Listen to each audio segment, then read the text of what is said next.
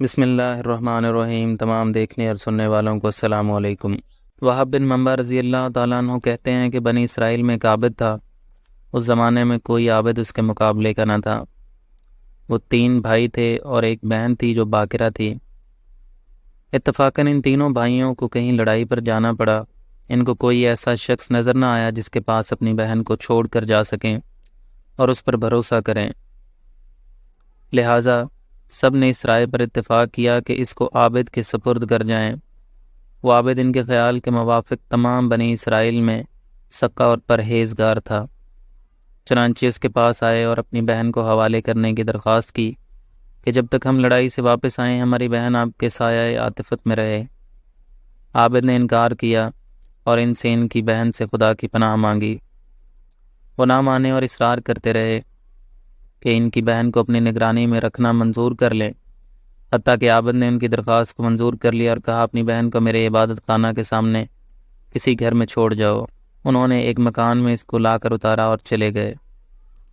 وہ لڑکی عابد کے قریب ایک مدت تک رہتی رہی۔ عابد اس کے لیے کھانا لے کر چلتا تھا اور اپنے عبادت خانہ کے دروازے پر رکھ کر کواڑ بند کر لیتا تھا اور واپس اندر چلا جاتا تھا اور لڑکی کو آواز دیتا تھا اور وہ اپنے گھر سے آ کر لے جاتی تھی۔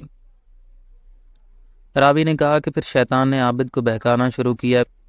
ابتدا میں وہ اس کو خیر کی ترغیب دیتا رہا اور لڑکی کا دن میں عبادت خانہ تک آنا اس پر گراں ظاہر کرتا رہا کہ کہیں ایسا نہ ہو کہ یہ لڑکی دن میں کھانا لینے کے لیے گھر سے نکلے اور کوئی شخص اس کو دیکھ کر اس کی عصمت میں رکھنا انداز ہو۔ بہتر یہ ہے کہ اس کا کھانا لے کر اس کے دروازے پر رکھ آیا کرے، اس پر اجر عظیم ملے گا۔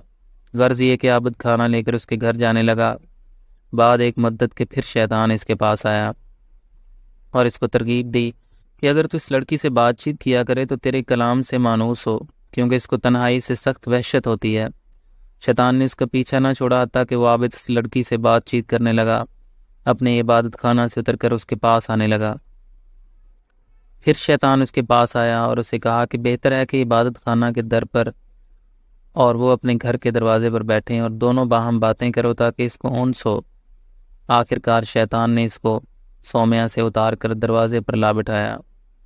لڑکی بھی گھر سے دروازے پر آئی، عابد باتیں کرنے لگا۔ ایک زمانے تک یہ حال رہا۔ شیطان نے عابد کو پھر کار خیر کی رغبت دی اور کہا بہتر ہے خود لڑکی کے گھر کے قریب جا کر بیٹھے اور ہم کلامی کرے، اس میں زیادہ دلداری ہے۔ اگر آپ چاہتے ہیں کہ اسلامی تاریخ سے جڑے واقعات اور مستند وظائف آپ تک پہنچتے رہیں تو چینل کو سبسکرائب کر لیں اور بیل نوٹیفیکیشن کو آل پر سیٹ کر لیں۔ عابد نے ایسا ہی کیا۔ شیطان نے پھر تحصیل ثواب کی رغبت دی اور کہا کہ اگر لڑکی کے دروازے سے قریب ہو جائے تو بہتر ہے تاکہ اس کو دروازے تک آنے کی بھی تکلیف نہ اٹھانی پڑے۔ عابد نے یہی کیا کہ اپنے سومے سے لڑکے کے دروازے پر آ کر بیٹھتا اور باتیں کرتا۔ ایک عرصے تک یہی کیفیت رہی۔ شیطان نے پھر عابد کو ابھارا کہ اگر عین گھر کے اندر جا کر باتیں کیا کرے تو بہتر ہے تاکہ لڑکی باہر نہ آئے اور کوئی اس کا چہرہ نہ دیکھ پائے۔ غرض یہ کہ عابد نے شیوا اختیار کیا کہ لڑکی کے گھر کے اندر جا کر دن بھر اسے باتیں کیا کرتا اور رات کو اپنے سومے میں چلا جاتا۔ اس کے بعد شیطان اس کے پاس آیا اور لڑکی کی خوبصورتی اس پر ظاہر کرنے لگا، یہاں تک کہ عابد نے لڑکی کے زانوں پر ہاتھ مارا اور اس کے رخسار کا بوسہ لے لیا۔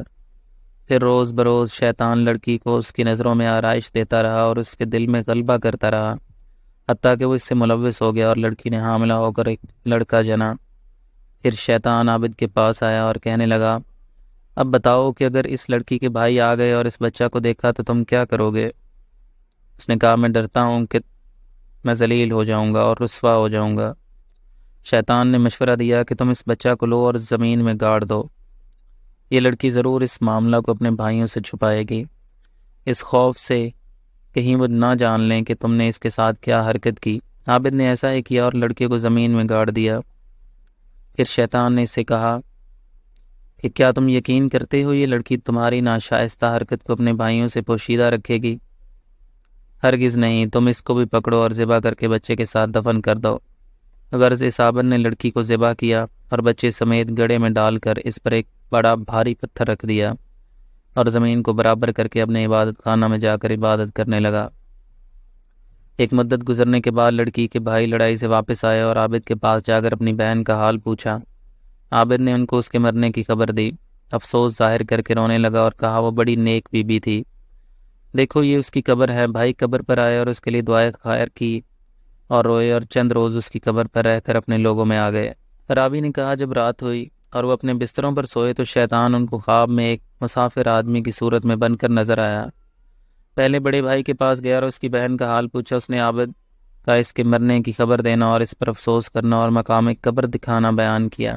شیطان نے کہا سب جھوٹ ہے، تم نے کیوں کر اپنی بہن کا معاملہ سچ مان لیا؟ عابد نے تمہاری بہن سے بد فعل کیا، وہ حاملہ ہو گئی اور ایک بچہ جنا۔ عابد نے تمہارے ڈر کے مارے اس بچے کو اس کی ماں سمیت ذبح کیا اور گڑھا کھود کر دونوں کو ڈال دیا۔ جس گھر میں وہ تھی اس کے اندر داخل ہونے میں وہ گڑھا داہنی جانب پڑتا ہے، تم چلو اور اس گھر میں جا کر دیکھو، تم کو وہاں دونوں ماں بیٹے ایک جگہ ملیں گے جیسا کہ میں تم سے بیان کر چکا ہوں۔ پھر شیطان منجلے بھائی کے خواب میں آیا، اس سے بھی یہی کہا۔